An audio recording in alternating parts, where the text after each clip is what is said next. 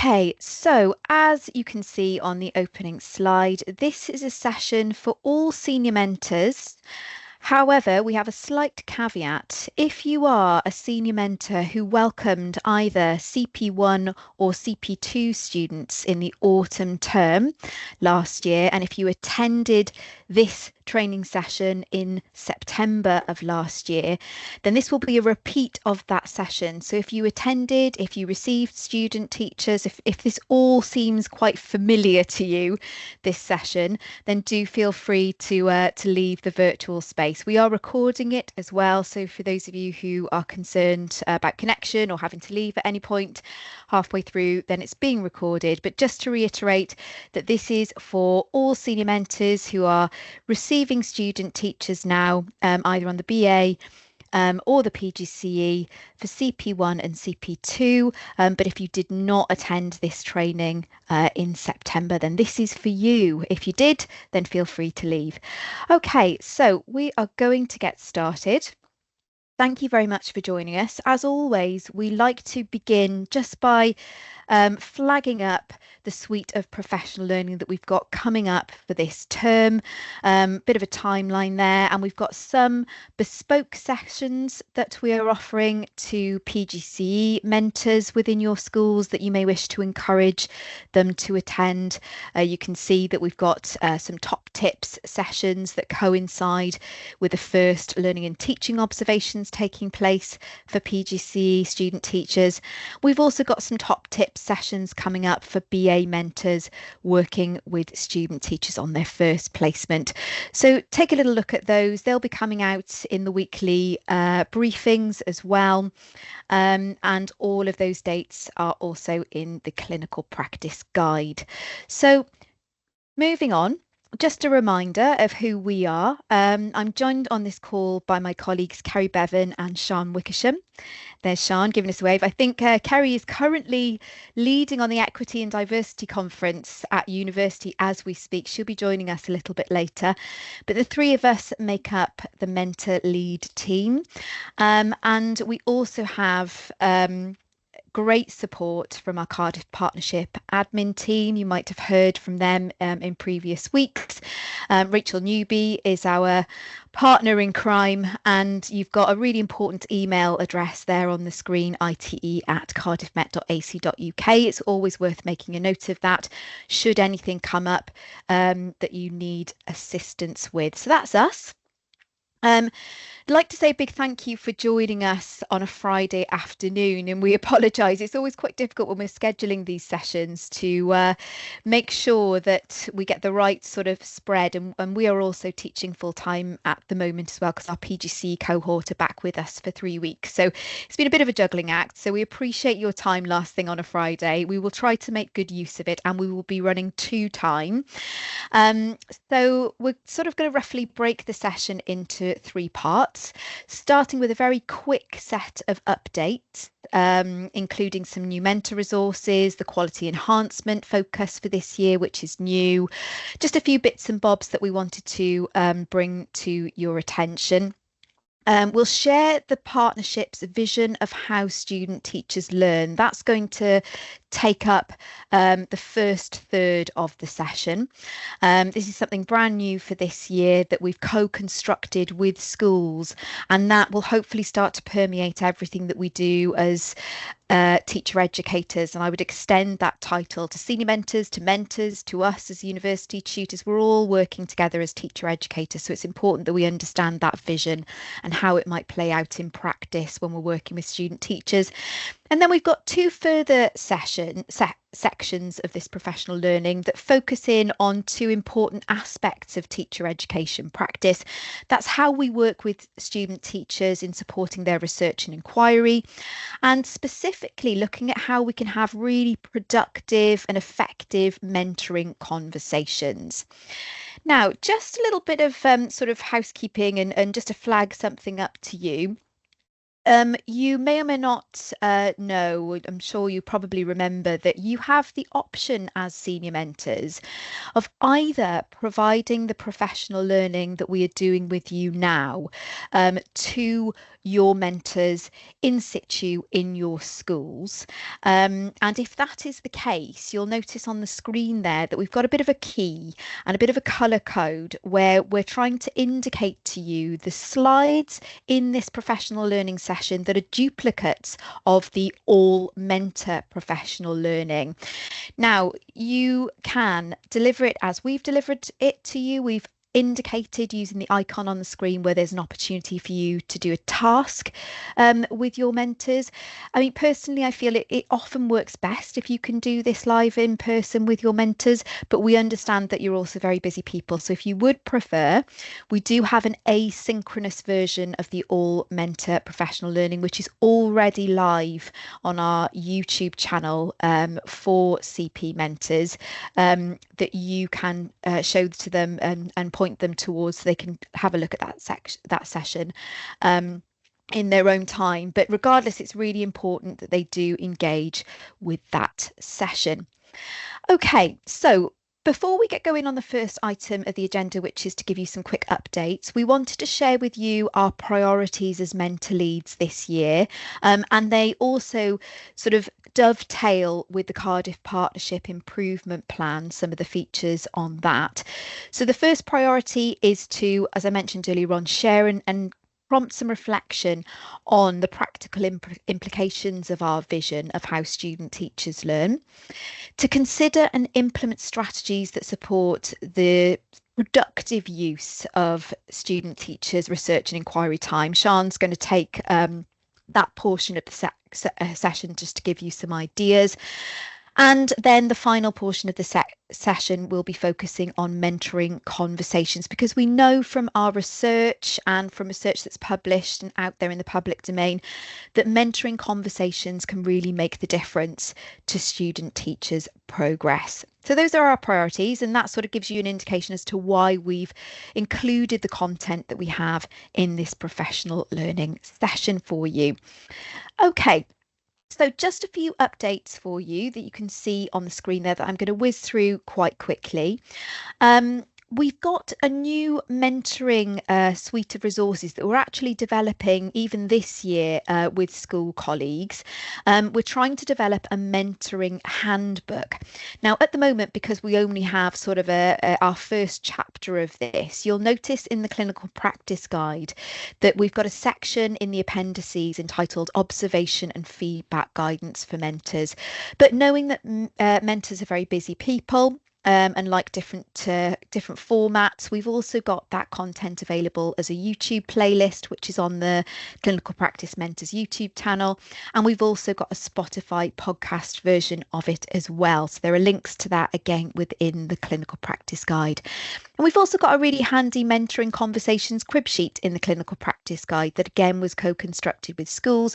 So if you've got mentors who really want to develop their practice and move things on from simply just giving feedback, immediate feedback in a sort of one directional approach, and you want them to sort of be thinking about developing a more dialogic and question-based approach to prompt student teacher reflection, then we've got a crib sheet in the Clinical Practice Guide that you could point them towards.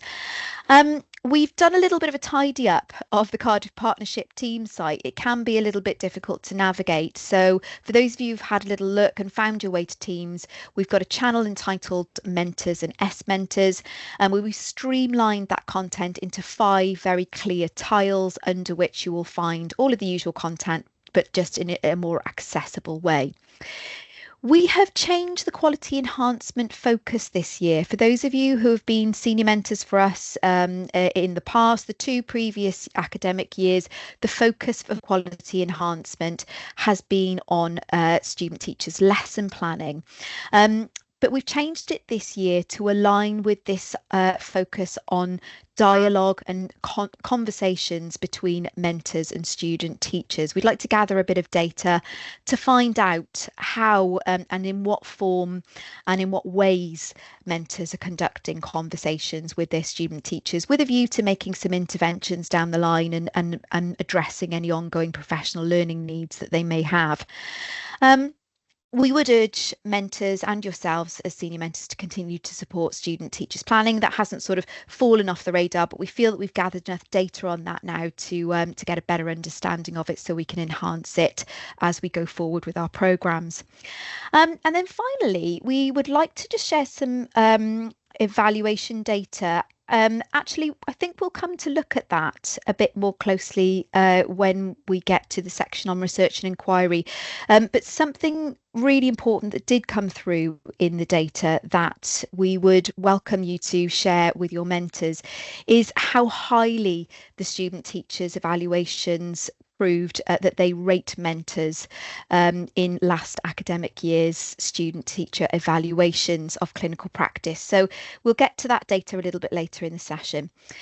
Okay, so on to our first meaty section of the professional learning now, our vision of how student teachers learn. Now, this was something that the Education Workforce Council stipulated they needed us to develop as a partnership as part of our reaccreditation process that we went through last year. So in order to continue to deliver our initial teacher education programmes, we had to apply for reaccreditation. It was quite a rigorous process.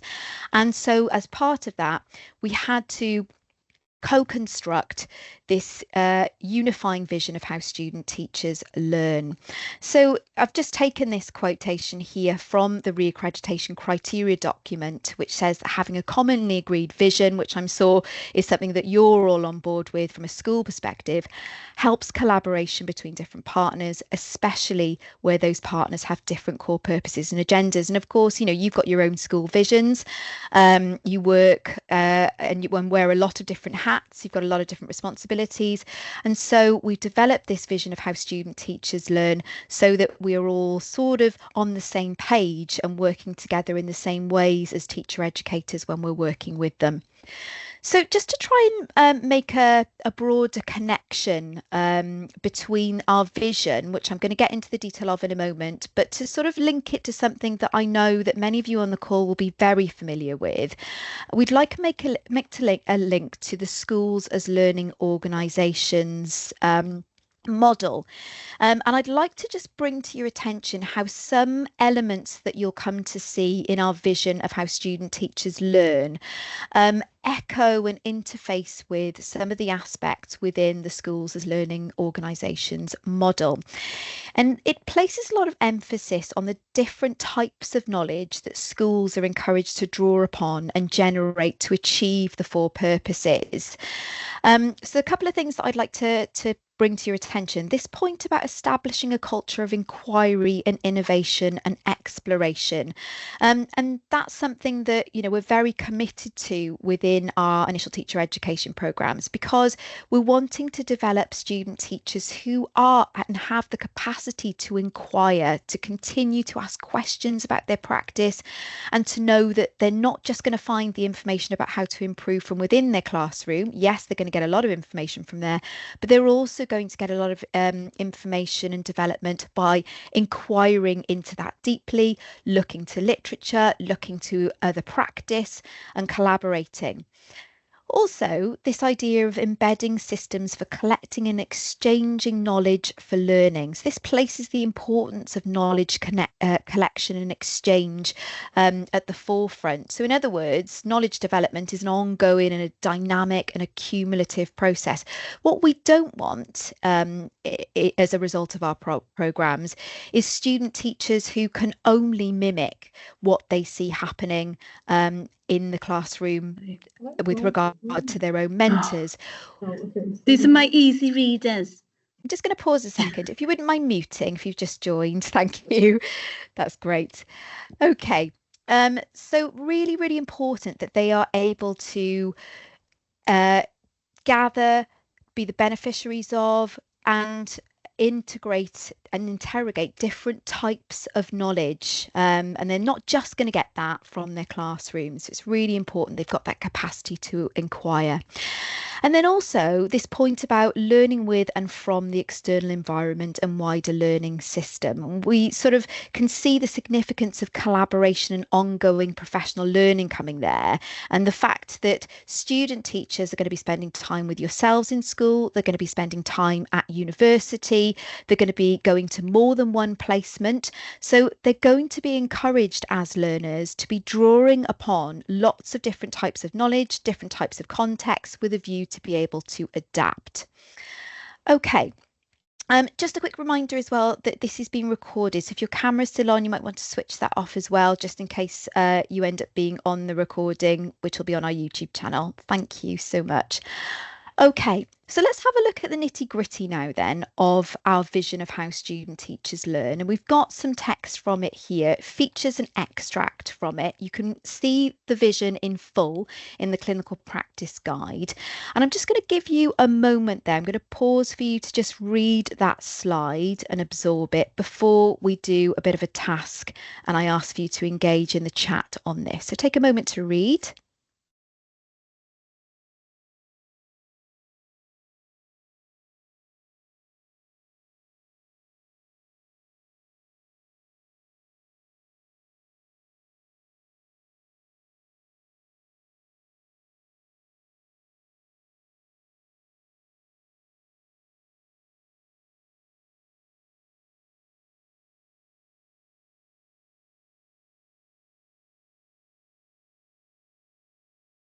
Okay, and just to give this a little bit more weight and authenticity, we did a session earlier on this week with new mentors online, and one of the questions that we asked them at the start of the training is what sort of qualities and dispositions they feel that teachers coming into the profession need, and what they'll need to give them in order to help them flourish.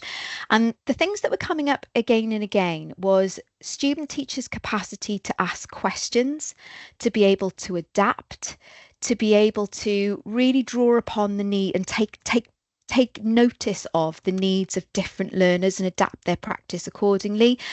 And those qualities are not necessarily akin to the sort of student teacher that you would develop in an apprenticeship model, which we don't have here in the Cardiff Partnership. What we're not trying to do is develop student teachers in our own image. What we do want, and what I hope you can see and pick up on from our vision, is student teachers who are able to inquire, to ask questions, to engage in good critical dialogue with their mentors, with other colleagues in the school, with themselves. We want student teachers who are able to really challenge the assumptions and preconceptions that they might come into the teaching profession with, because we know that research tells us they will have their own set of personal beliefs about teaching and teachers, and even learners. And so we need teacher education approaches that sort of interrupt that and cause the student teachers to challenge those assumptions and preconceptions. The trialing of ideas based on the interrogation and integration of different types of knowledge, that's quite sophisticated. We're asking to develop, or we're trying to develop student teachers who are not just copying what they see from other teachers, that they're able to trial different ideas based on different types of knowledge. And that ultimately, and I guess this speaks to what those new mentors were saying, to be able to make judgments and adapt their practice based on that careful analysis and evaluation. Okay, so I've done quite a bit of talking now. Now it's over to you to take some time to reflect on this. I've got the content that you just had on the previous slide on the screen. And then in the green box, something for you to consider and add your thoughts to the chat on. It says, consider this question, add your responses to the chat. What approaches do you and your mentors currently take that encourage these learning characteristics? So what do you know mentors are already doing that are causing student teachers or allowing student teachers to develop the ability to challenge their own personal assumptions and preconceptions. And you've got an example there on the screen. So I'm just going to stop talking now. You've got your question and any thoughts. I'd be very grateful if you could add them to the chat. Diolch.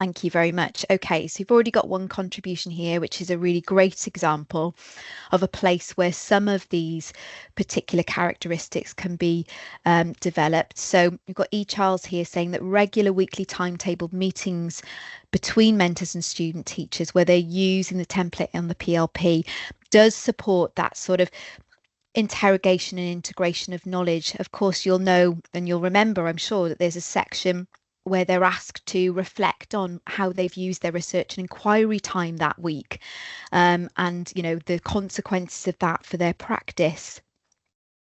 And I can see, unfortunately, I've only got initials here, so apologies that I'm not able to say your first name. So E. Roberts here from Coy Glass is saying next step dialogues regarding learners daily. Yes, in that dialogue, in terms of the next steps, I suppose that dialogue which is built around questions, we could, if we were taking more of a prescriptive approach to student teachers, simply tell them what to do next. But we know that in order to develop their autonomy, in order to develop their ability to adapt, then we've got to be sort of developing a more reflective dialogue with the student teachers by asking questions so that they can begin to consider, okay, so what are the consequences of my approach now for particular learners based on what I've picked up? Ah, I see. You also follow up on these as senior mentors. That's great. So there's the opportunity as well for you as senior mentors within the weekly senior mentor meeting to sort of follow up on that weekly mentor meeting, maybe look for common themes and encourage them to integrate and maybe interrogate those different types of knowledge.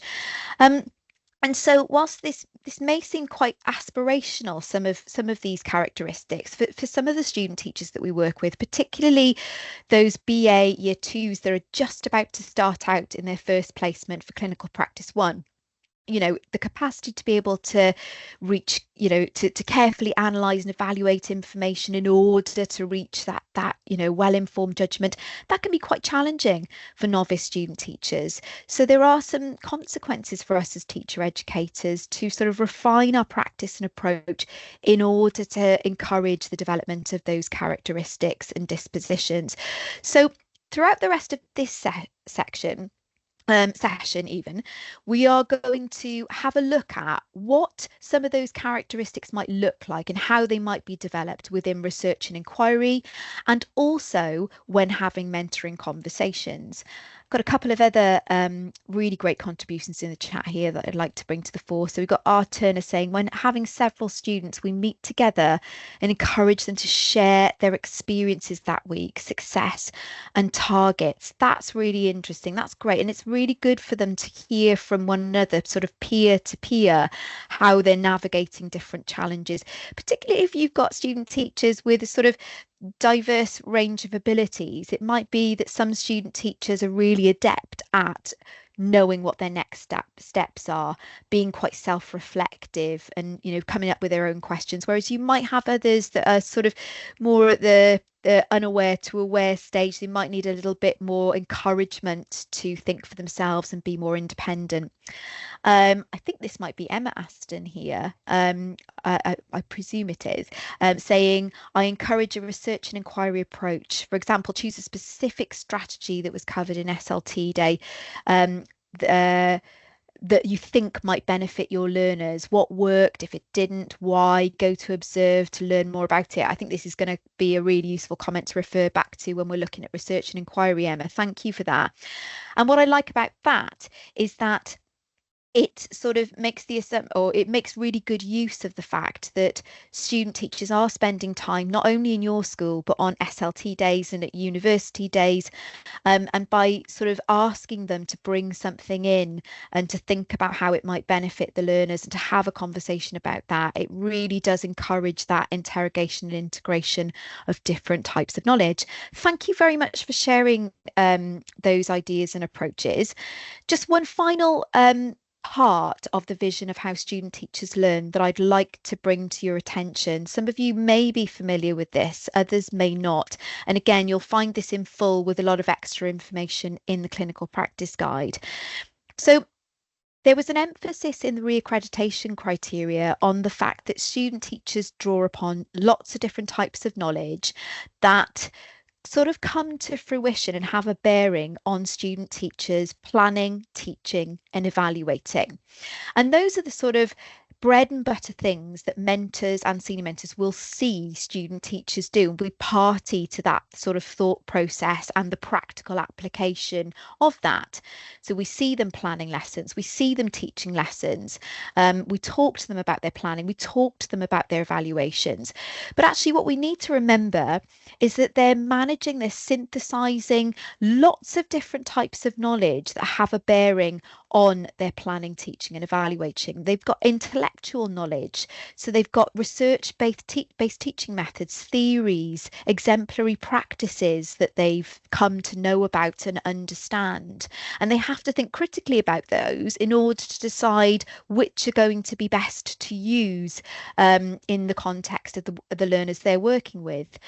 They will gain knowledge about the learners in your schools, and I think this is something that is perhaps the most challenging for student teachers at the start of their clinical practice placements, because it takes time, doesn't it? It takes time to get to know the learners, but as they do, we know that it helps them to tailor their teaching strategies effectively for a responsive learning environment.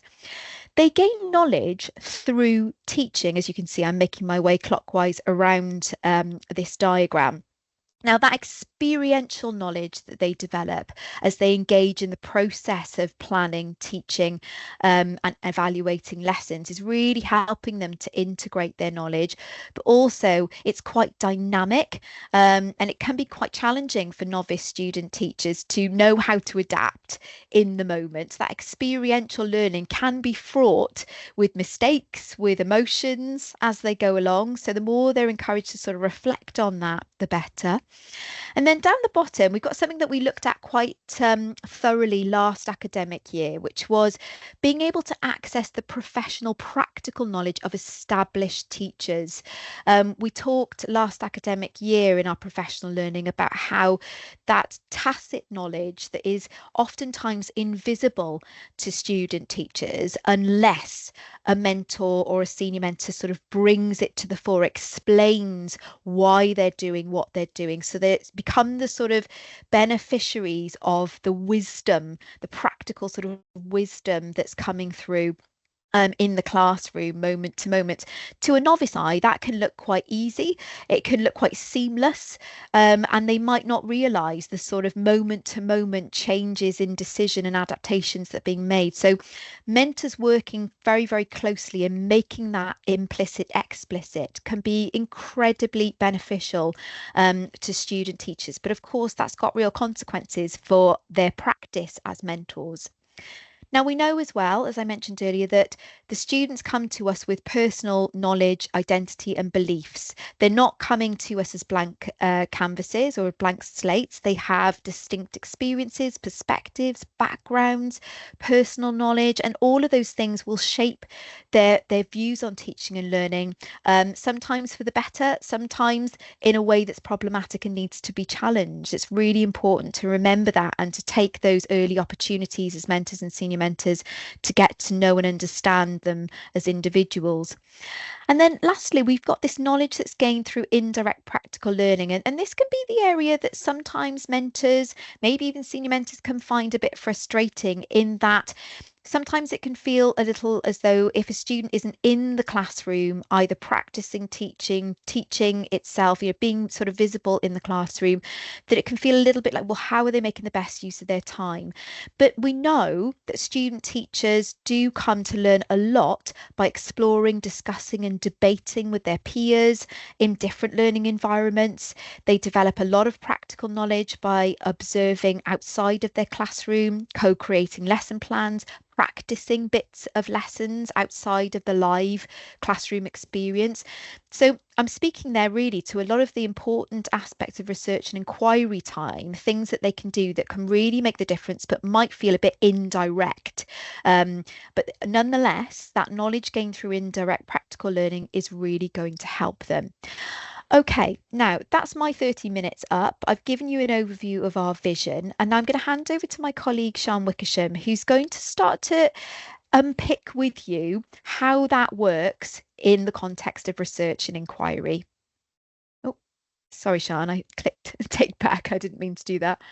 Don't worry, Emma. Thank you so much. And thank you, everybody, for being here with us today.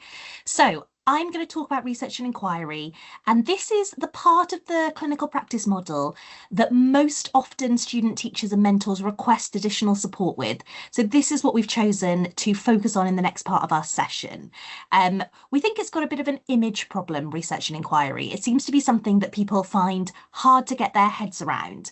So to start with, let's have a little think about what is the value of research and inquiry and what are the challenges. So think about you and your practice. Are you involved in any research and inquiry? Are you using research and inquiry in your own teaching practice? How does this help you pedagogically and with your wider role?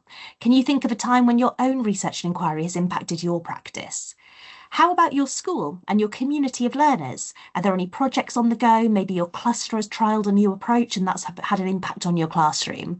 And then let's take it down to novice and early career teachers, those that are just starting out. So I know that we've got some really experienced mentors in the room. How have you seen the impact of research and inquiry in the classrooms of newer teachers?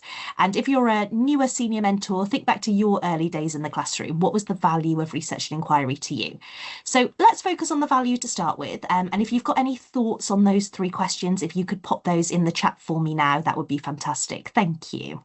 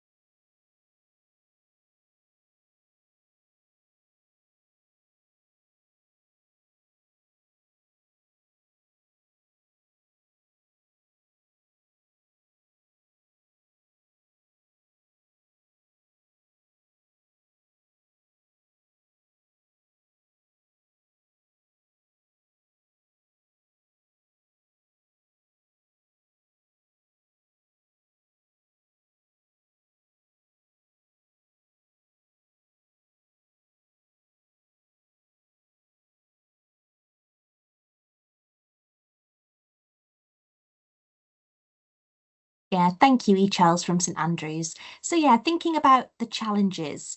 So E. Charles from St Andrews has written, we're often talking to student teachers about what research and inquiry is initially, which is often used as catch up on paperwork. So yeah, this is definitely a challenge when supporting student teachers, isn't it? That it can sometimes be an opportunity as a bit of a catch-all to do something like catch up on their planning for their lesson that they're doing the next day or other paperwork. E. Aston, so research and inquiry is a key driver in our school to help professional learning, using a similar approach with the student teachers. It works particularly well when they see other teachers working this way. Yeah, so we often hear this from schools when research and inquiry is quite embedded in practice. The student teachers have got this incredible model to follow, and they are more likely to be able to see the value there as well. Thank you. And then C. Rees from Pencoed, thinking of research and inquiry as something extra, when in reality it's something that a reflective teacher will just always do. It's something used to improve practice. Yeah, definitely. That's such a great point. And this is why we don't specify in the clinical practice guide, we don't specify there has to be a certain number of reflections completed. There are certain prescribed tasks that they have to do, but we don't want it to be box ticking. We don't want it to be paperwork. We want it to be something that they're constantly doing to improve and improve their practice and their pedagogy. And then E-value from St Andrews again, thank you. As a large school, we have a large scope in terms of experiences, expertise that we can offer students to utilise their part of R&E time, staff expertise in a particular area of learning. That's such a brilliant point. The student teachers really, really value a chance to go and observe in different areas of the school. I was talking to them yesterday at university because some of them found out their placements yesterday. And one of them had gone onto the school website and had seen that it's a trauma-informed school. And they started doing some research about what that means, and they were really interested to talk to the lead on that. So when you've got these different things happening in your schools, it's such a brilliant opportunity for the student teachers in particular to be able to do some research, do some inquiry about these different approaches. And then L. Williams from Cadoxton, yes, collaborative approach where triads of teachers focus on one area. Really interesting and helped us to understand how to provide better research opportunities for young children. Fantastic, yes. So sometimes there might be things that are happening in schools already. Please include the student teachers in that practice. So if there's an opportunity for them to be a part of a triad or to observe a triad, that might be something that would be really helpful to them. So we've sort of started talking about the challenges already. If you've got any other challenges that pop into your head when we're thinking about research and inquiry, take a minute just to pop those in the chat now. So have you come across anything that you found particularly hard as a senior mentor? Are there some of the same things that the student teachers are finding challenging? Do these things come up again and again? Workload is something that comes up. It's kind of linked to what that research and inquiry time is being used for. I think if they had more time, perhaps they would be using that time potentially more productively, but sometimes it's workload that's stopping them. So yeah, are there any other thoughts on challenges? Please do pop those in the chat. Thank you, everybody. So a little bit of good news about the positive impact of research and inquiry. So in our mentor and senior mentor survey, we had around 70% of mentors share that the effectiveness of research and inquiry in improving student teachers' practice was good or better. And this is averaged across senior mentors and mentors. So the question for senior mentors there is on the board as well. So 70% is, reasonably high in terms of if we think that 70% of mentors, senior mentors, and then therefore student teachers feel that research and inquiry is being used effectively. And some of the comments I'll put on the screen now. So strategies research have been implemented within lessons and a marked improvement in teaching and learning. And that was a mentor from CP1. It's useful when the student teachers are proactive with using their R&E time, as my current cohort were. And you'll see some of the same words coming up here. The idea of student teachers being proactive is an interesting one, which we'll explore on our next slide. When tasks were completed, this was great. So when tasks are being done, this works well. And when used and understood correctly, this can be beneficial, but it has to be explained in an easy to understand way. So senior mentor from CP2. So there's lots of good practice happening. And I can see from some of the comments that you've put in the chat today that you can see some really good practice happening in your schools. We are having some challenges come through with our feedback as well. So this idea that it's perceived as a less useful or impactful use of students' time in supporting their learning and practice. And this this feedback has come from mentors now, so not from student teachers. So this idea that too much time is spent completing research and inquiry, which took away from the time planning and delivering high quality lessons. It might be because you guys, as senior mentors, you might have mentors in your school that feel that way, that feel that research and inquiry isn't having the same impact. And we're going to talk about that on our next few slides. This perceived gap between research and inquiry and teaching. So the idea that research and inquiry should be time in the classroom. And this mentor has said that their student teacher didn't go out of the classroom to complete reading. And we'll talk about this later, but research and inquiry absolutely can be done in the classroom, and lots of it will be done. There might be times when actually the student teacher does want to leave the classroom, and that could be to do some reading perhaps, but it also could be to go and observe a different teacher who maybe has got a particular area of strength that is something that they're working on. Maybe there's a teacher that manages to differentiate for pupils with additional learning needs really effectively in their classroom, and your student teacher might be struggling with that. So they're outside of the classroom, but they're using research and inquiry time effectively, and then hopefully it'll have an impact on their planning and teaching. And then this perception that student teachers struggle to make effective use of their research and inquiry time. So this idea that for proactive, there's that word again, proactive and engaged students, it can be really useful, but for those students that struggle or are slightly less proactive, it's not as effective. And this idea that the research and inquiry time, the balance isn't quite right. So this might be an interesting conversation to have with your mentors in school, is if we go back to this slide here. So this is one of our grey slides, or potential group tasks that you could do with your mentors. Perhaps talk about the things that are happening and the good practice that's happening in your school and what challenges are happening, because I don't want us to shy away from the fact that research and inquiry is challenging and that lots of student teachers and mentors do find it challenging. Or if you're entering the room, it would be great if you could pop yourself on mute. Thank you. So this might be a really, really interesting conversation to have. And then the next thing that would be useful to talk about with our mentors is to make sure that we're on the same page with our understanding of what the research and inquiry expectations of student teachers are. So I'm going to give you a minute just to read through this little section on the screen.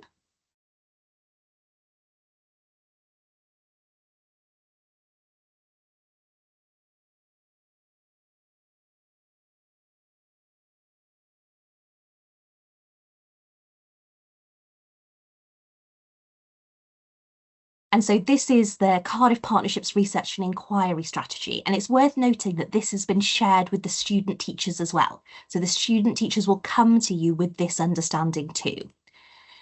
And here is what they should be doing with this time. So let me give you a minute to read through again.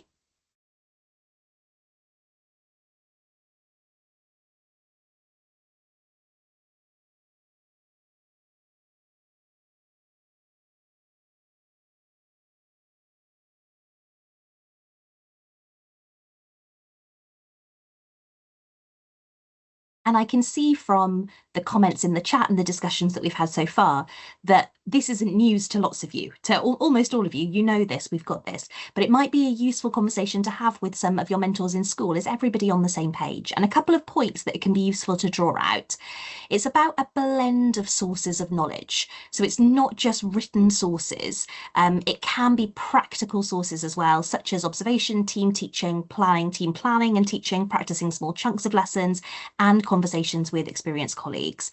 They don't need to be out of the classroom for research and inquiry. Lots of it will be happening in the classroom. You can direct it as a mentor. So as a mentor, if you feel that the student teacher needs to be doing something with that time, you can direct the student teacher to use that time in that way. And sometimes mentors don't realise that. They don't realise that they can set the agenda for research and inquiry. Also, the student teacher can direct it if they want to as well. And often the way that it will work is at the beginning of the year. So for those of you that are mentoring on Clinical Practice 1, and for our BA student teachers where they're just starting their teaching practice, probably mentors will be more directive at the start, and then gradually the student teacher will become more independent.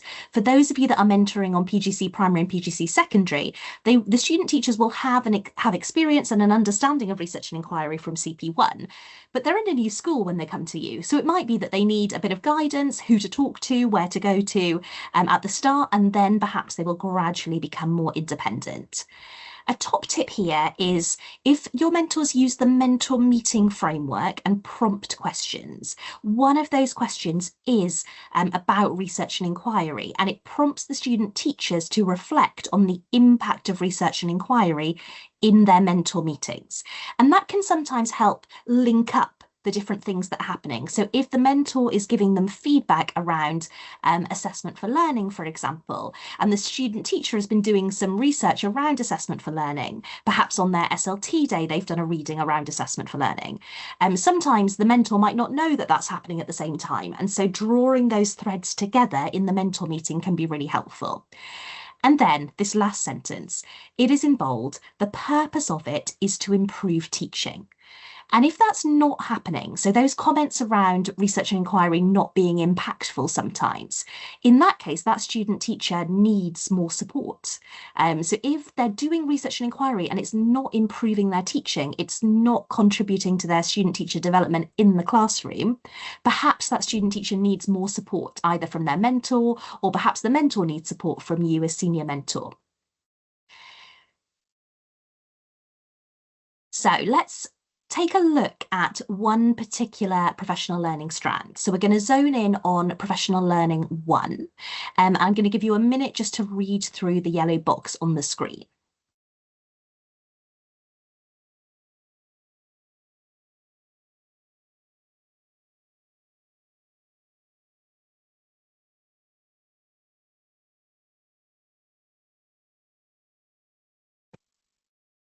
So this is one of the professional standards that student teachers might be working towards when they're using some of their research and inquiry time here.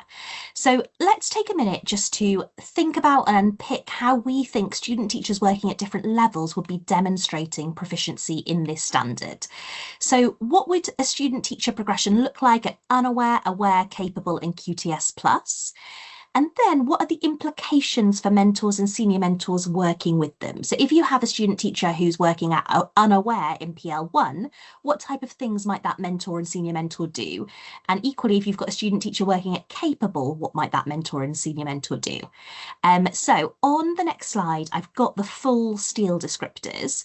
So if I just flick forward to that, and so it might be helpful to take a screenshot or a picture of this slide and refer back to it so that you can see those adjectives to describe a student teacher working at those different levels. So I'll give you a minute to do that.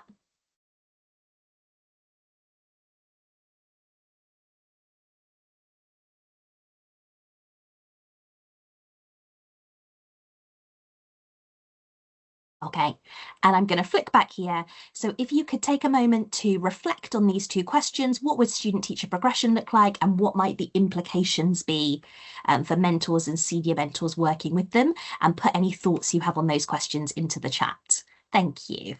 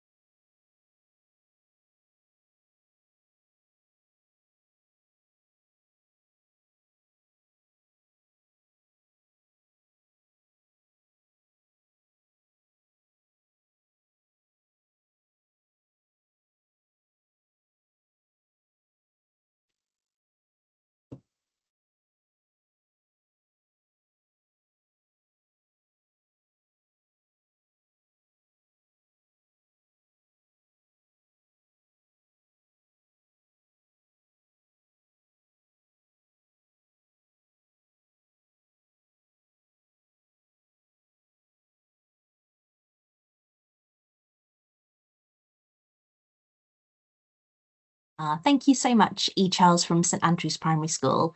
Yeah, so someone who's unaware would need discussion from their senior mentor and mentor about what their R&E is and a plan put in place for this to happen. So yeah, perhaps direct time, perhaps activity, and perhaps a dialogue to reflect on its impact. That dialogue is incredibly important. So both are unaware, but I'd say also aware and capable as well. This chance to reflect on what happened, what was the impact, and how they can take it into their practice is actually incredibly challenging. And lots of student teachers, even those working maybe at aware and capable, might find that challenging as well as those that are unaware. Thank you.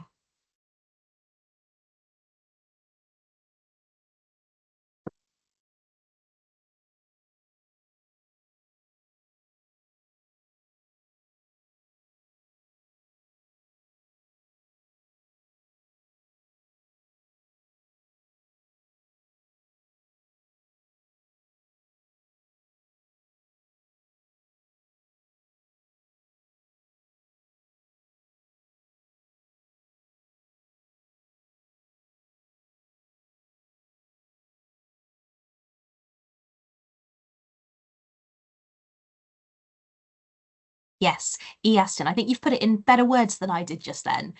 So yeah, so unaware, they might need to be kind of told and directed, aware they might need some supplementary guidance, and then capable guidance on how to measure impact. That's a really nice way of thinking about that progression. Thank you.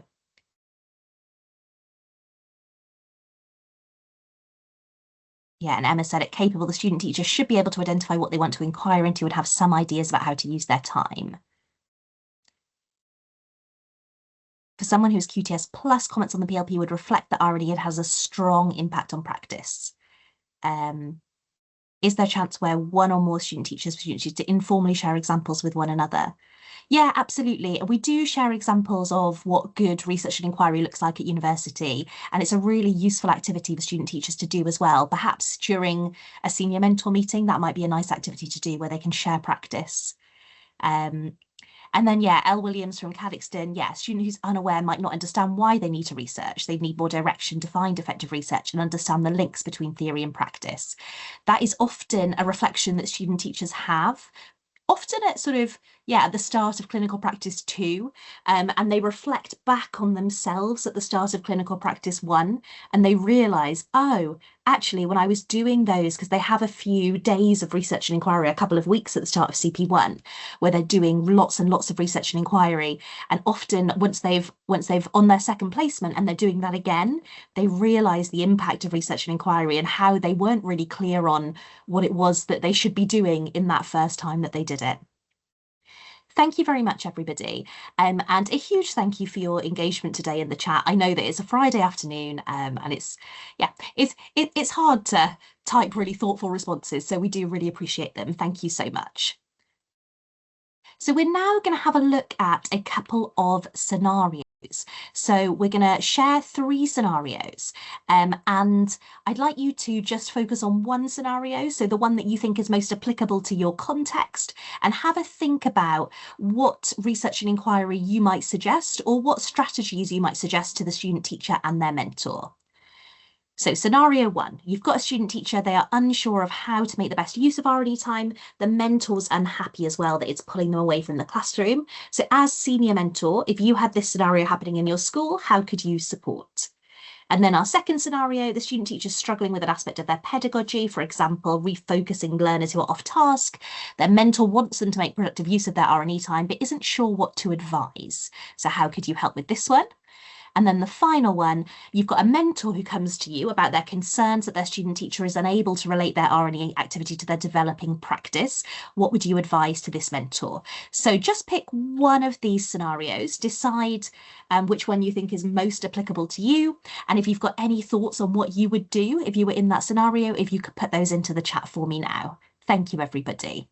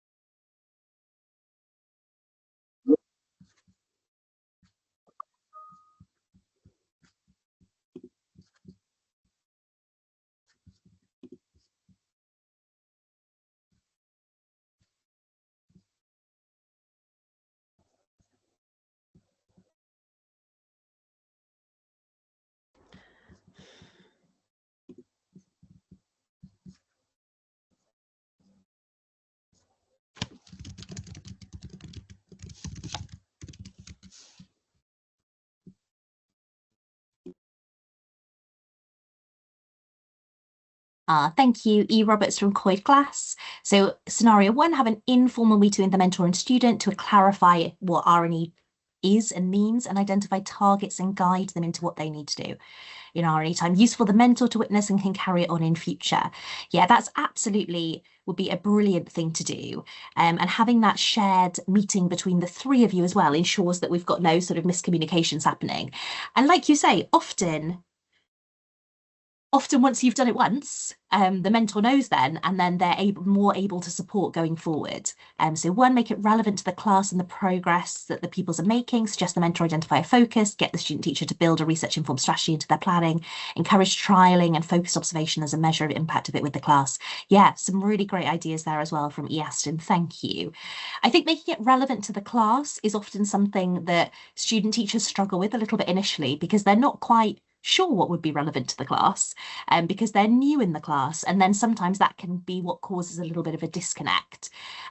Reviewing interventions or any sort of data might be a helpful thing there as well. That's absolutely something they could be doing in their research and inquiry time. Often mentors will have loads of ideas about what student teachers could be doing, but they don't necessarily recognise it as research and inquiry. They think they're asking them to do something different, whereas actually often looking at these other sources of information is research and inquiry.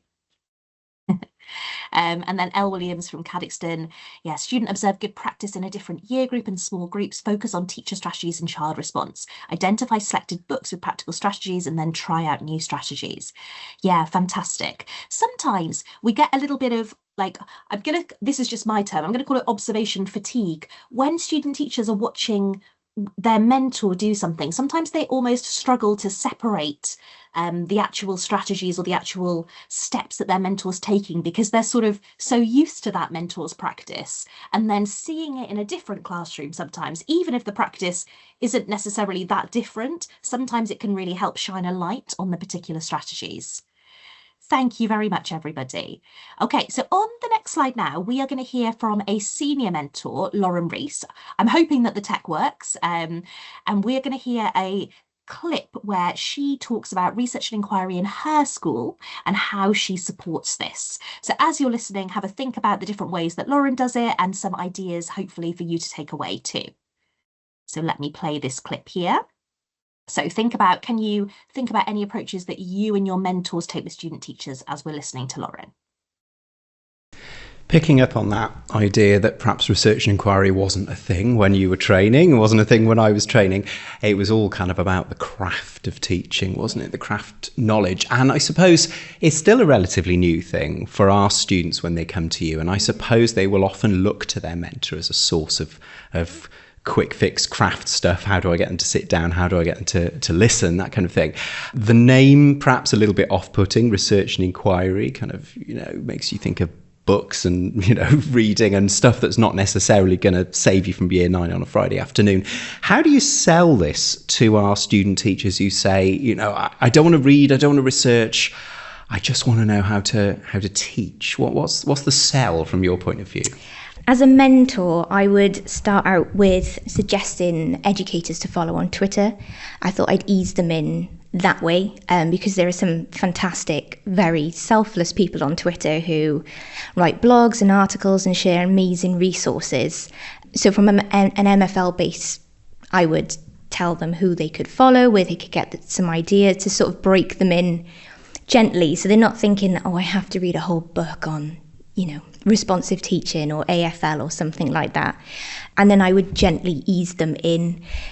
If I saw there was an area that they were struggling with, I would perhaps suggest a chapter to read in a book, and I'd ask them to reflect on that, and then we would discuss it in our mentor meetings. So yeah, I like to break them in gently and build it up from there. I never ask them to read a whole book, but I certainly prescribe chapters from books to help them do that. And then hopefully, with this new assignment, they'll really see the benefit of critically analysing what they read, reflecting on it to help them reflect on their own practice, because, to be the most effective practitioner you can, you have to be able to have that skill. So I think bringing it in through the research develops it there, and then they can take it further then into their own practice and their own classrooms.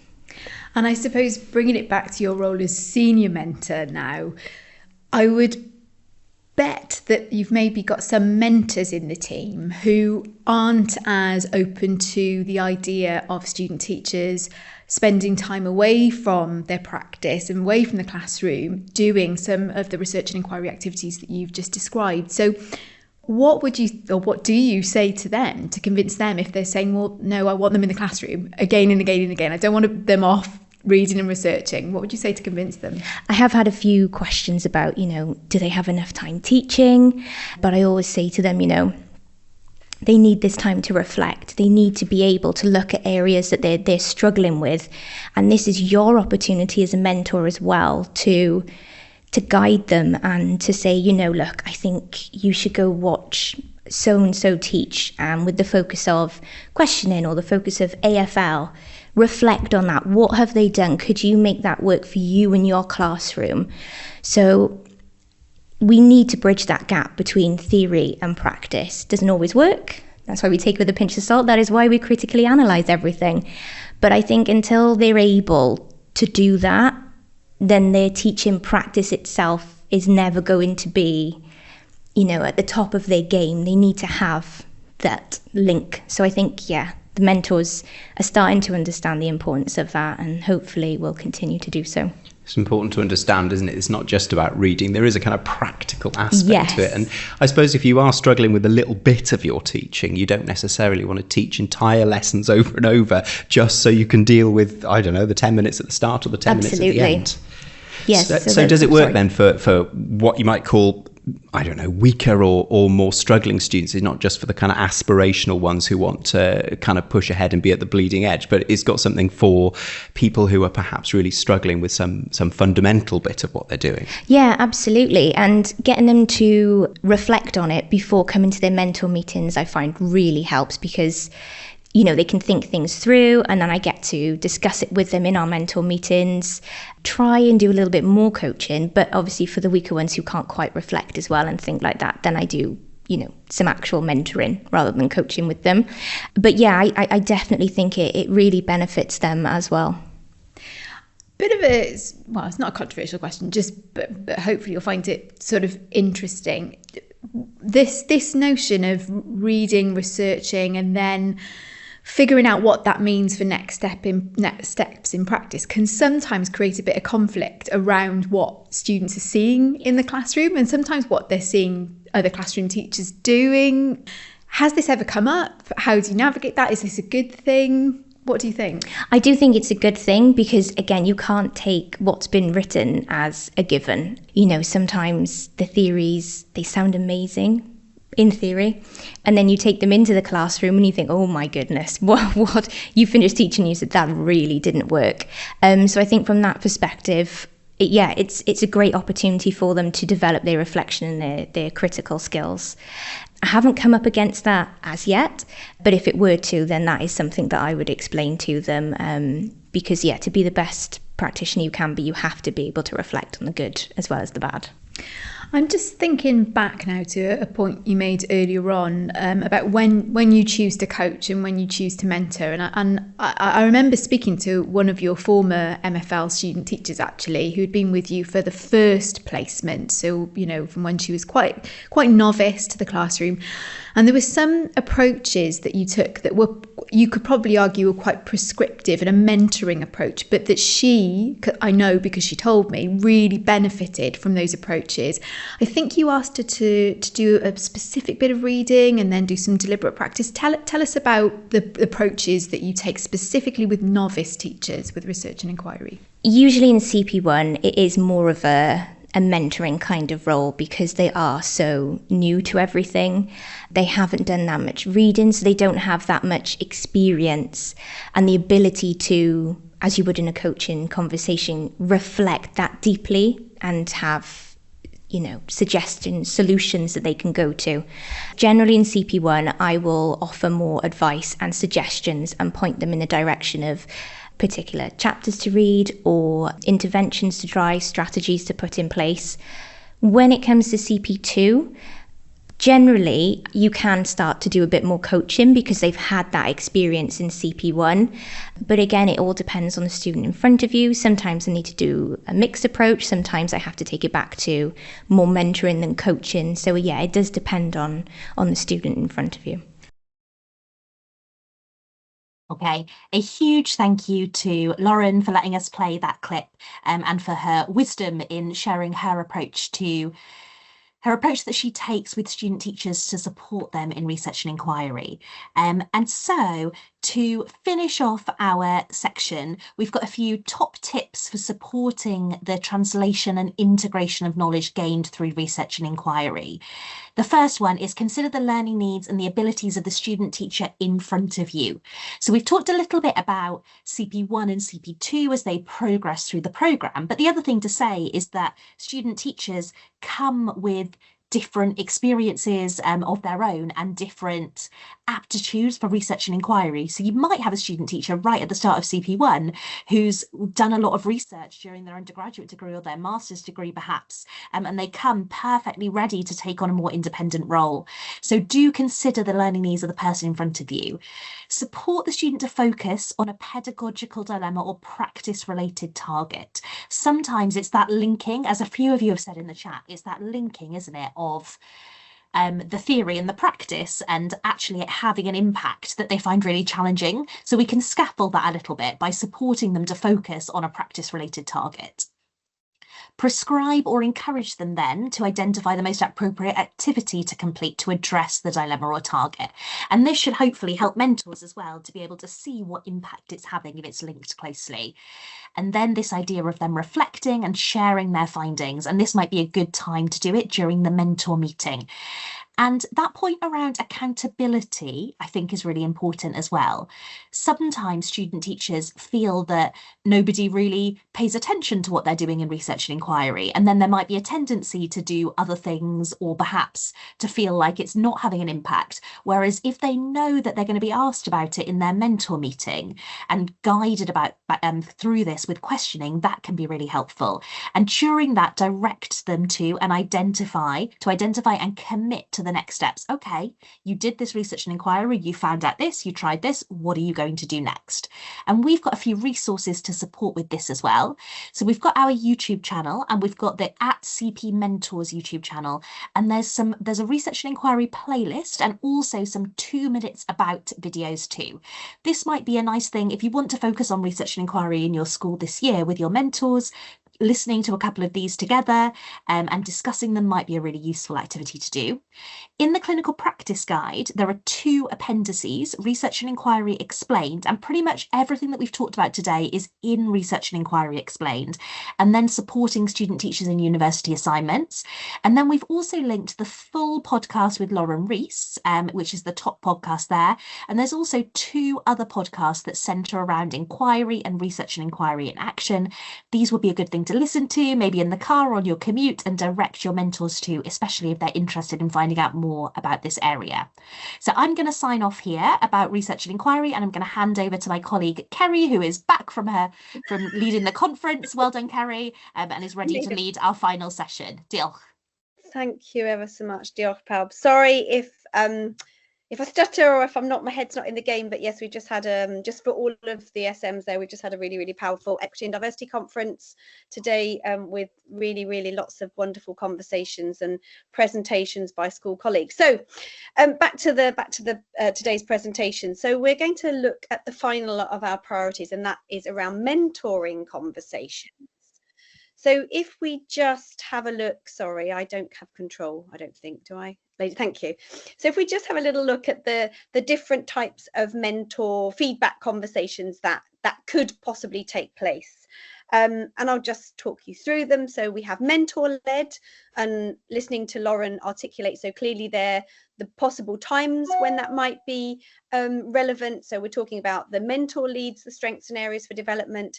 Another possibility is to look at metacognitive conversations, so the idea of students just as learners, thinking about their thinking and articulating that and articulating their learning and teaching intentions versus the actual reality.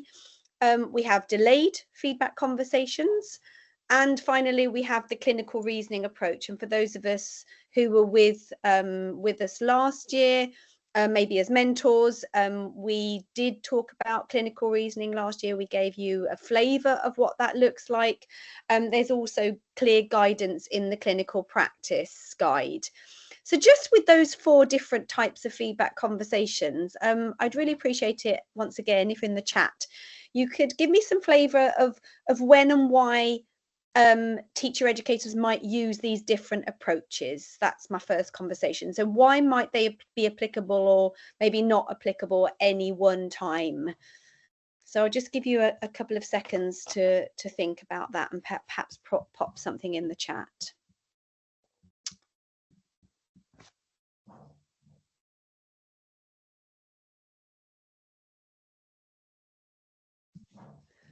I've lost my CP guide.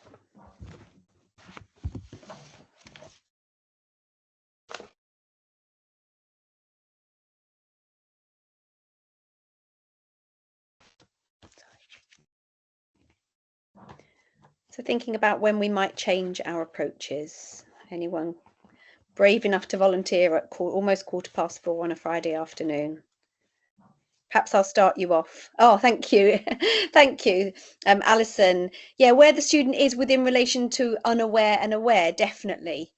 S. Morgan from St. Nicholas, mentor-led, highlighting strengths after teaching and learning observations. Indeed. And again, would refer back to what Alison is saying about where they are on their learning journey. Mentor-led after lesson observations, possibly. Again, I think we'll go back to Alison about depending where they are on their journey. What about this delayed feedback? This is something that we've come across when we ourselves as subject leads or as the primary team have gone in and watched sometimes our student teachers teach a lesson when things don't quite go to plan, and student teachers may become paralysed by the possibility of receiving negative feedback. So it might be that you give them time to reflect, just as you would a learner. It might be that you ask them if they would like to perhaps receive written feedback before you discuss the content of the lesson. So sometimes, indeed, thank you, Elle Williams from Caddoxton Primary. Yes, indeed, it's that idea of allowing, just as we need and learners need, sometimes time to process and reflect, and that instant feedback might not always be appropriate. Indeed. So delayed feedback when perhaps it doesn't always go to plan. And indeed, as someone's mentioned, it does encourage the student to take responsibility for reflection, because you're asking them to go away and perhaps think carefully before we carry on the discussion. So mentor-led after lesson observations. Thank you, E. Desmond. Again, apologies for the initials, but that's all I can see on my Teams. The clinical reasoning approach, it might go back to the first person, and it's to do with that idea of critical reflection and reciprocal inquiry. So that might not take place at the start of CP1 or at CP2, because as we know, it's not a linear process of learning to become a teacher. Going into CP2, our PGCE students might actually dip a little bit as they have to readjust and relearn a new culture, a new school, a new context, new learners. And sometimes you may read comments where it says that they were capable, and you think, oh, but actually it's that readjustment that would take place for all of us. So the clinical reasoning might happen a little bit later, depending on where your student teacher is and what prior experience they've had and where they're at on their journey. But as I said before, some clear guidance on questioning around clinical reasoning is in the clinical practice guide. And what about you and how you're going to support your mentors to consider and take a more purposeful approach to feedback conversations? Because it isn't just I say you do, it isn't just this mentor-led. Thank you. I've just realised I'm now catching up. Thank you, Em, for the comments around metacognition. Indeed, if in the progress review, self-assessment and mentor views are very different. Indeed, that's where we start to have the what's really happening versus their intentions versus perhaps the reality. Any ideas then of how you're going to support your mentors in considering a more purposeful approach to feedback?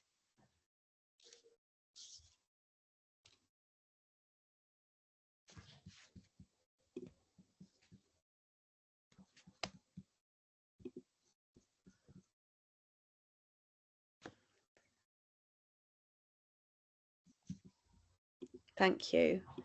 Indeed. Thank you, E. Charles from St Andrews Primary. Indeed, during QA, and I think that's happened definitely in some of the sessions that I've sat in, is that perhaps it was it gave the opportunity for that reflection on how feedback was being given to the student teacher. So we just have a few things perhaps to help you in terms of what you need to consider. Thank you. Someone's just typing. Check in with mentors, great, to gauge if the students are responding. Indeed, that's just it, isn't it? Just that touch point and say, you know, are they reacting? Are they responding? And do we perhaps need to do things slightly differently? So just a few things to consider. Do I have control of this? Sorry. Can someone? Thank you. So it's just about, and I've mentioned it, the learning needs of the student teacher. So what do they need at any one time? And Elle Williams has just so wonderfully articulated that there. Their dispositions, you know, what do their preconceived ideas, all of the things that they bring with them, their orientation. So are they someone who is going to receive feedback and actually take it on board and think, brilliant, I now need to do X, Y, Z, or are they paralyzed and therefore become inhibited and not able to react to the feedback? How are they progressing? Where are they on their journey of becoming a teacher? And the purpose and contextual application of the approach. So just those things to bear in mind, and conversations that you could have with your mentors moving forward. So we do have some resources to support these conversations because they're not always easy, we know that. So Sian's already referred to the clinical practice guide and the appendices. We have guidance for mentors supporting student teachers in planning. And we have the observation and feedback guidance for mentors. So those appendices are definitely ones that you can go to and use, and you can think about, you know, why not use perhaps the mentoring conversations. We could trial those, and you could use those with your mentors and have a look at those. Just for your information, Lauren was talking there about coaching. The students are receiving additional sessions this year on coaching, and it's coaching conversations around the GROW model. The expectation is that they will be able to use these independently, and they'll be able to use them with their peers. So it could be mentors can encourage their student teachers, if appropriate, if the context is right, to use the GROW model when they are experiencing issues. So we just wanted you, that's been a new thing that we've introduced this year. So it might be something that your mentors might be interested in. Another tool that we have, I know it's really tiny, but we have a wonderful sort of reflection tool created by Dr. Sally Bethel as part of her theses. And this tool could be used in various ways. It could be that you use this tool, you hand this out to your mentors, and you ask your mentors just to see, first of all, you could celebrate all the different attributes that belong to being a mentor, and they are vast, as we know. But it might be that some mentors feel slightly more confident or less confident in certain areas. So it might be that, you know, you might have a mentor who thinks, actually, I'm not very confident about X, perhaps developing a student teacher's confidence, and therefore you might need to do some work with your mentor to ensure that they feel confident moving forward. You can also use it, the mentor themselves can use it on reflection after, perhaps at the end of a CP or at the start of a CP, and they can sort of look and see what strategies and what elements of the mentor sort of toolkit they used with a previous student. So if they used something not very much with a previous student, it might be that they need to think about whether they could use this particular attribute or look at this particular aspect with the next student. So whole sort of range of ways that you can use it. You can use it with your mentors, but they can also use it as a self-reflective tool too. And then, of course, you may be delivering the professional learning within your own context, or you may ask your mentors to attend or to listen to asynchronous training. But if you are delivering it, I hope that Emma might be able to share her screen. We do have a professional learning plan, thank you, Em, which outlines the different ways that you could deliver this training, because it isn't just necessarily you want a PowerPoint and you just want to talk, but you might think an approach is to do flip learning, so that your mentors go away and read or watch, perhaps listen to Lauren's podcast and then come back and have a conversation, or that they read perhaps the small section around clinical reasoning, and you come back and you unpick that as a group, or that you divide our professional learning into several sessions. That's also possible. So we've tried to help you think about that in case you do not want to just deliver one PowerPoint, and Emma's just going to show you where that is. So if you go Kerry. to, sorry, Em. That's okay, that's absolutely fine. So here I am in Teams, and you'll notice that I'm on the Cardiff Partnership team site. And then you've got a channel entitled Mentors and S Mentors. And then at the top, you'll see you've got some tabs. If you've clicked on the one that says Mentors and S Mentors instead of Files, which will just look like a load of folders, you'll know you're in the right place, because it'll look like tiles, 5 tiles on the screen, which will just appear now as I'm speaking. Then you'll notice that this is what I was talking about earlier in the session, where we've tidied this up to be a bit more user friendly. So you've got a quick link to the clinical practice guides, professional learning, assessing student teachers, video resources, senior mentor materials, which is very pertinent to you. So to find the document that Kerry was just talking about, you go to professional learning, you scroll down to all senior mentors, and then you'll see underneath we've got a couple of different documents here, and you've got one that looks a bit small on the screen there, but it says professional learning plan. If you click on that, you'll be able to expand it. There'll be a little icon in the bottom right. There we go. If I just click to make that go full screen, and then you'll have the full Word document version that gives you the whole plan, and gives you some ideas, as Kerry just mentioned, about how you might want to utilise this with your mentors. It's worth mentioning that we've been doing some evaluations after our sessions online with mentors, and something we seem to be getting quite regularly is that they value being together in a room face to face with other mentors, which, given the amount of mentors that we have in the partnership, can be quite difficult to facilitate at our end at university. But we wonder if through this cascade model it might be more feasible, even if you've just got 20 minutes with them and do 1 or 2 of these exercises, it might be quite powerful for them to be able to be doing that with you and other mentors. Anyway, I'll stop talking now, Kerry, and perhaps Sian, would you mind just resharing the slides, please? Diolch. Thank you.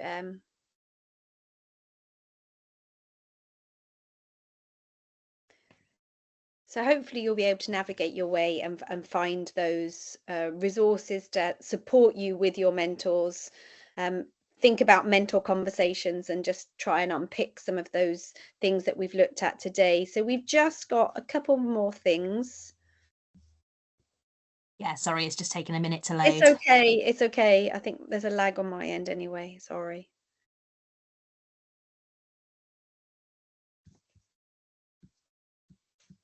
If anyone's got any questions, I was going to say, please feel free to put them in the chat. So we've just got some next steps.